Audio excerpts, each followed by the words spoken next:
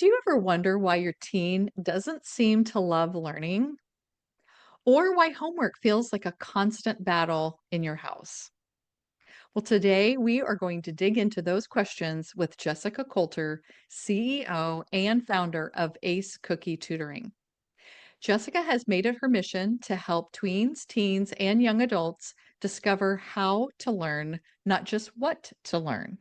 And through her Love to Learn program and 12 essential study skills, she helps students find confidence, independence, and yes, even joy in learning. So, Jessica, thank you for being with us today. Hey, Cynthia, it's awesome to be here. I've gotten to pick your brain more than once and collaborate more than once with you. So it's fun to be the opposite way today.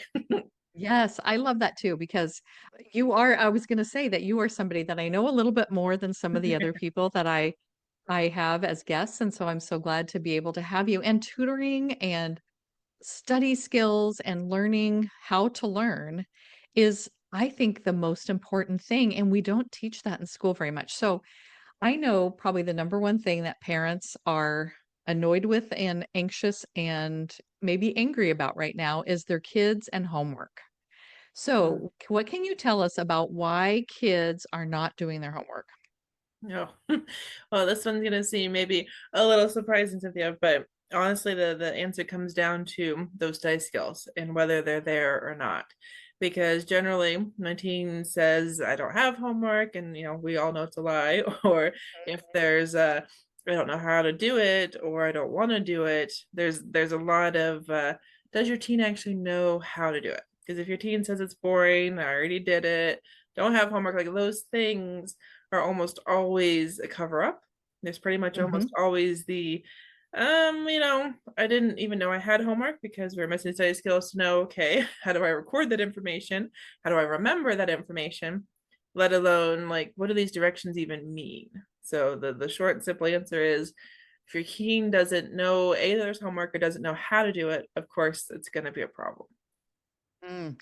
Well, and I think a lot of parents, and even myself, when I think about tutoring, I think about somebody who takes a subject and teaches me how that subject works, or like, Mhm. how do I pass this test, or, Yes. how do I know how to do the math, or whatever. So, study skills really isn't about a subject matter necessarily.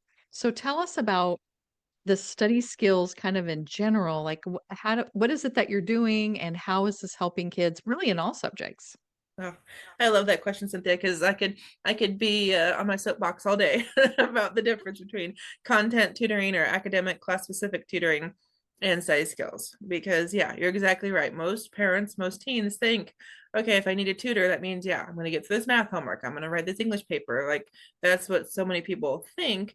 And my answer to that is it's such a band-aid. It's such a Mm. short-term solution. Yeah, you get through this class. Yeah, we help you with this project, but if you haven't learned the study skills that are basically the foundation of learning the how to learn, then yeah, you're going to have the same exact problem maybe 2 weeks from now or 2 years from now. Unfortunately, study skills are the long term solution, and the content is such a band aid. It's such a short term. I almost also go into like the whole idea of like the disease versus the symptoms. The idea of, okay, Mm. we see the homework not being done, we see the not so good grades, which are like our symptoms, but unless we really dig deep and we find out, okay, there's actually a problem here at the core, then we don't even know study skills are the problem.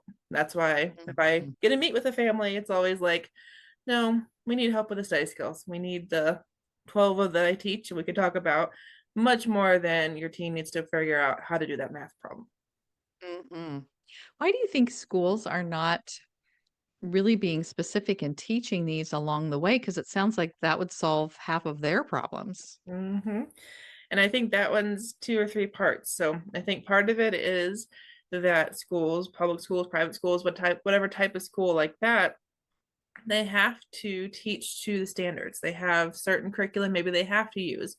They are knowing, okay, they themselves as a teacher, let alone the schools, the districts, all that stuff, like it's the state level, the federal, like all those things are being measured. And so making sure that the school seems like it's got a bunch of smart teens in it is so much more Mhm. important than actually helping the individual students.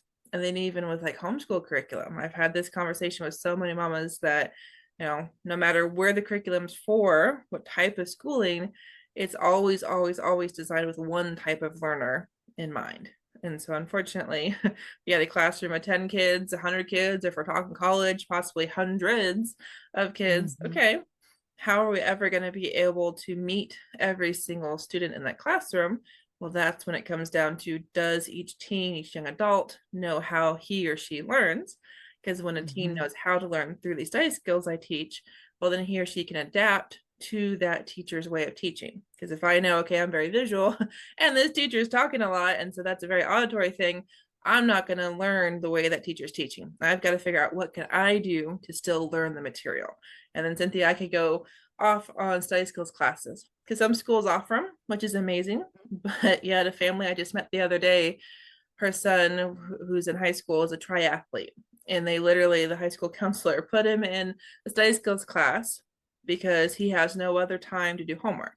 And so when I was meeting with his Mhm. mama and talking to her, I'm like, okay, you realize he's not going to learn study skills. Like they're calling it that. They're not going to teach him Mhm. note taking, time management, or like any of these things that he needs to manage all of his classes. So he doesn't need to be in a class just for study time. And she's like, oh, I know. But I feel Mhm. like that's so misleading to parents. They think, oh, Yeah. okay, yeah, my kid can learn study skills, but teens usually lose out on an elective when they're put in a study skills Yeah, class. and they don't want to. Mhm. Exactly. And then so Mhm. many schools too, that's an IEP 504 thing. Only those Yes. kids need to be in a study Yes. skills class. Right, and then again, that makes that stigma of Yes. that's for dummies or babies or people that don't know stuff or Mhm. whatever, and really study skills is essential for everyone. Like, I was just thinking as you were talking, your clients that come to you are people who are already like, "Oh my gosh, something has gone wrong. I've got to find somebody who can help me." And Mhm. really, this is something that should be when your kid is doing fine, essentially maybe in middle school where they really haven't had to study very much because they're a fairly good student or understand how things are going, but learn them then when things are like pretty easy to learn it and you're feeling really good about yourself. And then you just step right into high school and just use them. And because high school will be harder. I mean, sometimes I've seen students that seems like high school wasn't hard either, but for the most part, high school does challenge them in some area that they were never challenged before. And so I know that you advocate for kids getting these skills in middle school as Yes. actually more helpful than waiting until high school.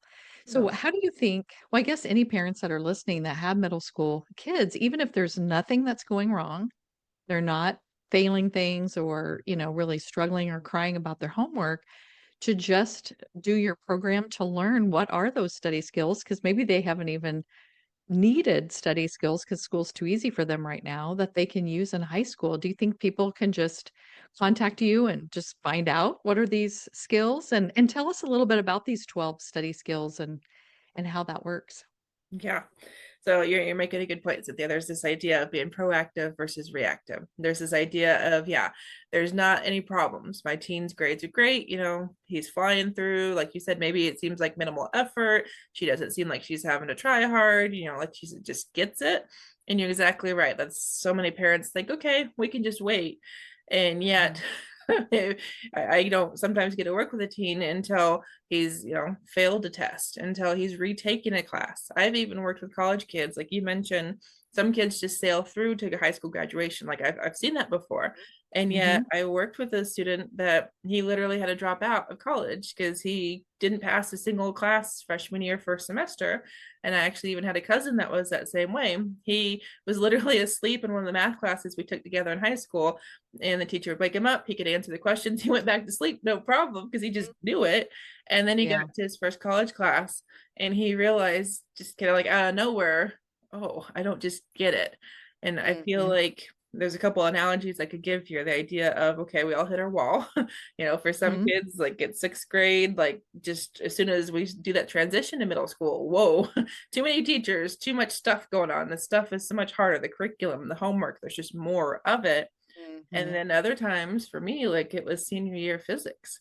I mean, I Mm. wasn't a kid that just got it. I was the kid that, okay, I need 12 hours to study per test. Like that was my magic number. And I knew if I'd studied that much, okay, this is gonna go well. Now, did I really need to study that much? No. I've learned over the years thinking about as I, teach teen study skills and now kind of teach it using the nerdy method, going, okay, this is something that I've always used, but didn't necessarily realize that's what I was using. Mhm. And so the idea here, we hit our wall, we hit that class, that teacher, that part of the class, or even like a teacher that can't help a kid. I mean, my physics teacher senior year told me, Jessica, I don't know how to make you understand. And Mhm. so I feel like we all have a plateau. We all hit that thing where our natural abilities run out.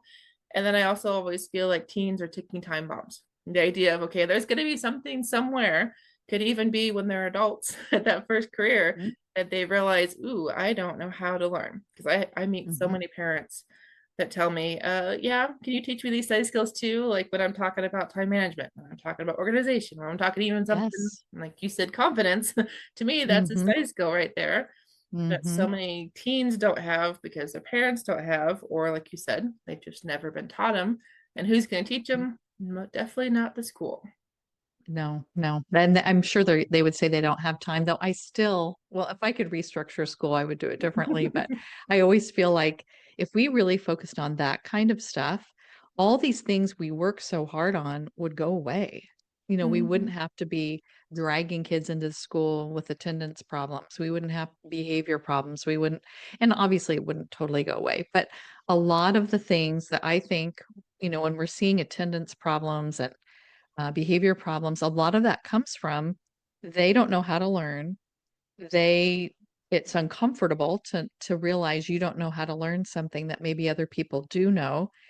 So you might have bad behaviors to get out of there to escape that feeling of not knowing, or you might just do school refusal and not want to go to school because you don't know how to do it.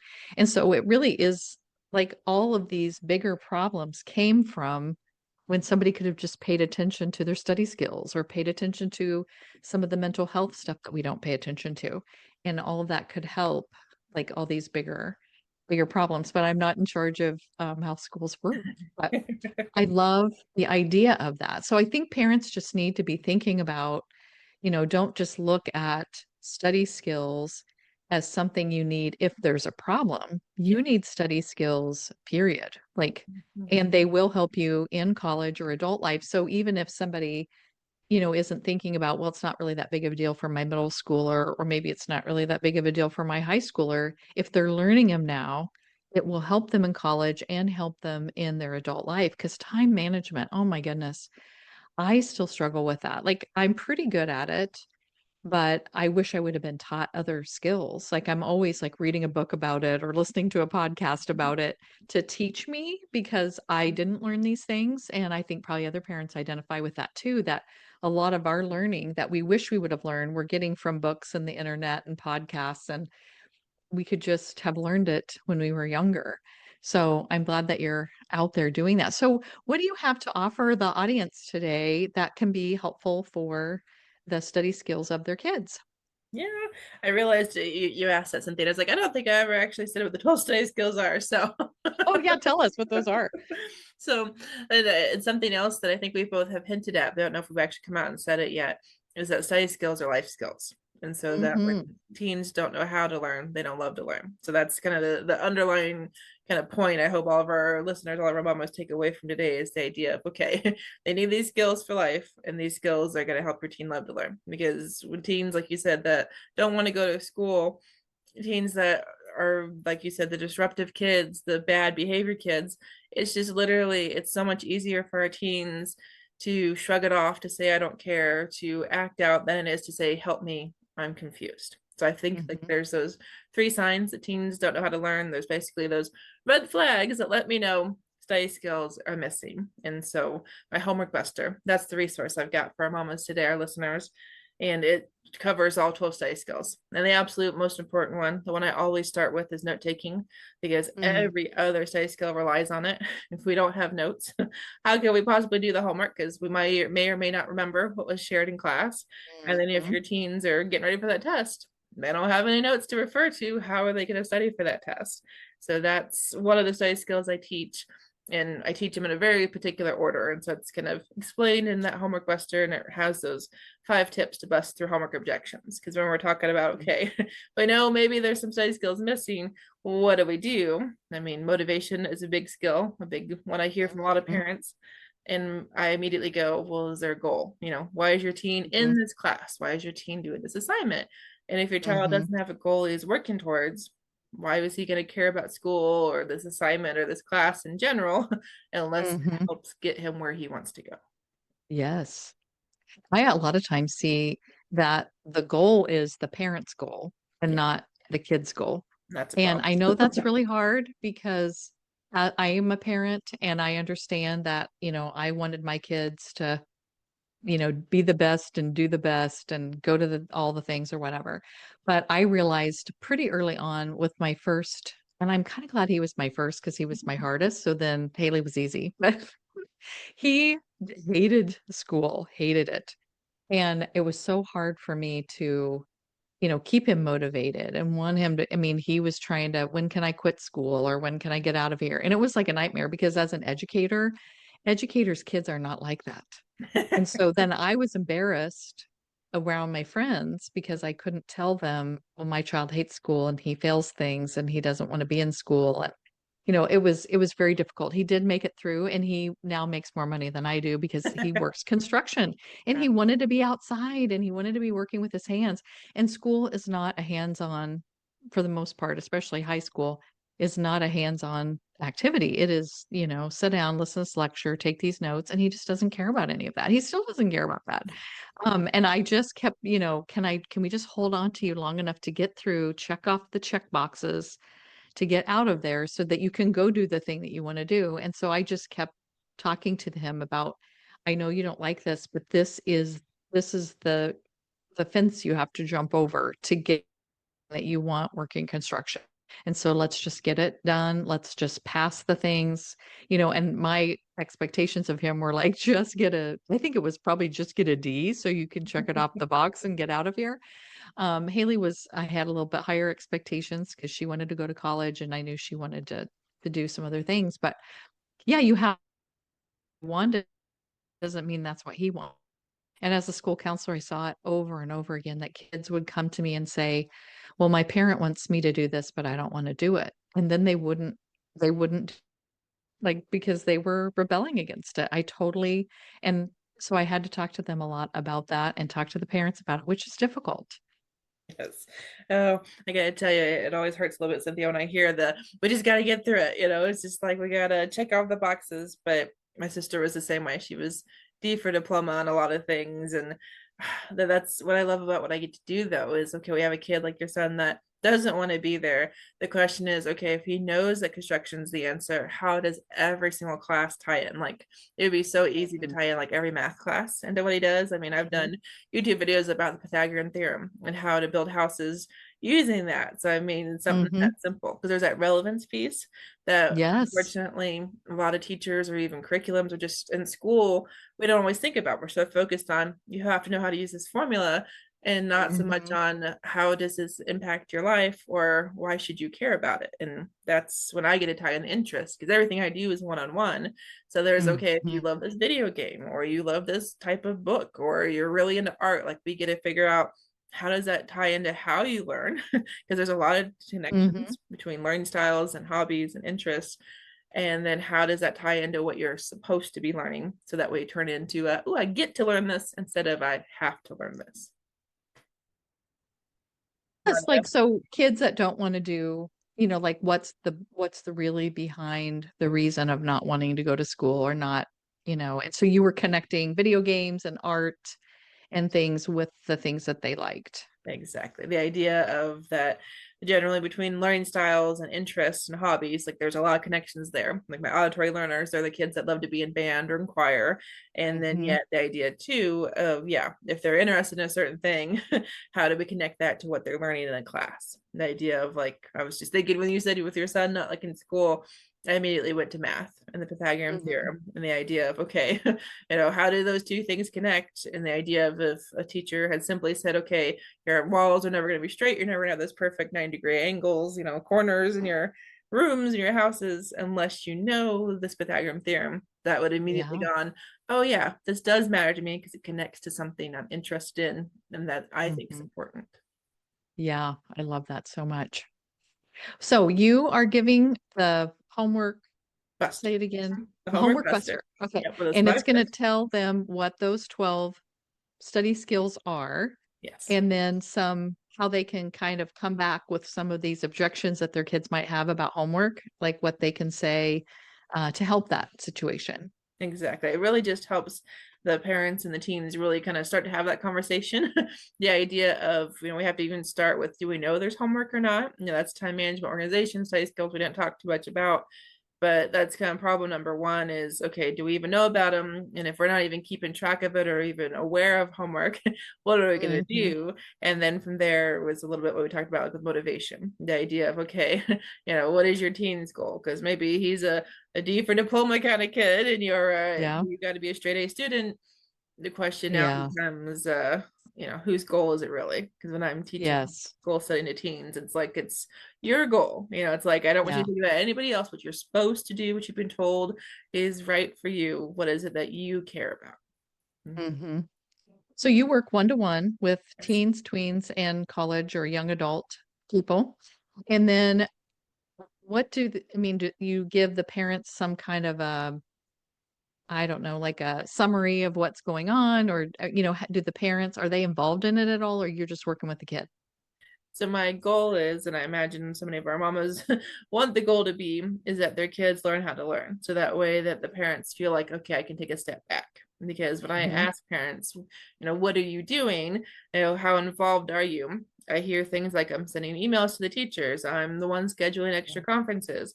I'm the Hmm. one keeping track of all those test dates. I'm the one telling my teen and nagging and reminding you got to do this homework. And I ask them, is that something you want to do? Is that something that Hmm. you enjoy doing? And most parents tell me no. Like I'm exhausted. I have stuff that I need to do. I want to do around the house for my own job, for my own interest. And that, yeah, there's no time. And I Hmm. sometimes like to scare them and say, okay, if you're doing all of this until your child's a high school senior and you don't ever give your child a chance to learn these study skills, to really learn how to learn, okay, are you going to go to college with them? Are you going to be living with them in Yeah. their first apartment? It's like, if you want to be doing your teen's laundry until he's 30, then yeah, don't let him learn these study skills. Or if you want to, be sending him texts about, hey, forget your college, whatever test today. Hmm. Otherwise, they need these skills so the parents can back off.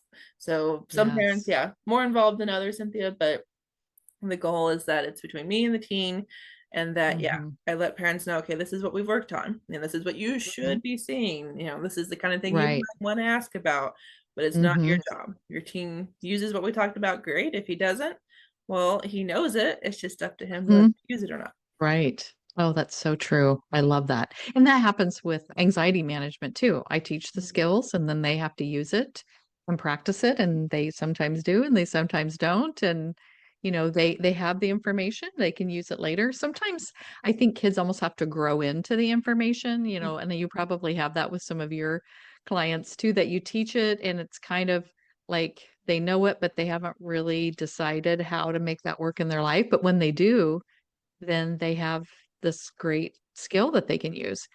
So I'm going to put all of your information in the show notes, and so that people can contact you. You work with people all over the world, I'm guessing. I do, So I do. anyone that's hearing this, I have my podcast is 5 years old in September of this month, and this month that we're recording it. And I looked at I'm just looking at like if all time, how many people or how many people in different countries or whatever. So people on every continent have listened to this podcast. Now I don't know if that's a regularly. It might have been, just some random blips Mhm. here and there, but we just find that to be fascinating. I just think people on every continent have heard my voice. Like what in the world? Like that's just like so fun to think about. So wherever people are hearing this, they can contact you if their teen, tween, or college student needs study skills. So I love that because it's so important. And even if you don't think that you haven't noticed anything going wrong at home, just learning study skills for your child is like a beautiful gift you can give them. So think about it that way too, because it will help them in every aspect of their life. It's like you said, Study skills are life skills. I love it. I do, yes, and I'm so glad that you bring up so many important points here at the end, Cynthia. I mean, something as simple as the idea of learning is learning, no matter where in the world. I mean, my very Mhm. first love to learn student was in Australia. So everybody, and then some of my students have been from the UK, and I have parents telling me, yeah, he wasn't necessarily interested in a tutor, but yet learning how to learn, that was the interesting, oh, I want to give that a try. So yes, literally, Yeah. no matter where in the world. And the idea of sooner is so much better than later. I mean, I wish I could only work with the middle schoolers, but yet Mhm. it's never too late. I mean, I have adults Yeah. going back for graduate degrees, and we work on study skills too. Oh, I could see how it could be so helpful for everyone. So, well, thank you, Jessica, for being with us. I'm glad I got to see you again. And I'm sure you and I will be seeing each other so many times because we're involved in so many of the same groups. But I hope all of my listeners check you out and get some help for study skills. Yes, Cynthia, thank you. Thank you for having me. I hope our mamas, our parents download the Homework Buster, and then I hope they're check out my Facebook group because that's an awesome resource, let alone my Oh, YouTube yes, channel. that too. Because yeah, there's over 1,000 Definitely. videos on my YouTube channel. So lots of good stuff every Oh, all week. of that stuff is so good. Okay, definitely. I'll put all that stuff because parents will want Thank to you. definitely be doing that. Well, have a amazing day and I'll talk to you soon. All right, sounds good, Cynthia. Thank you. Hmm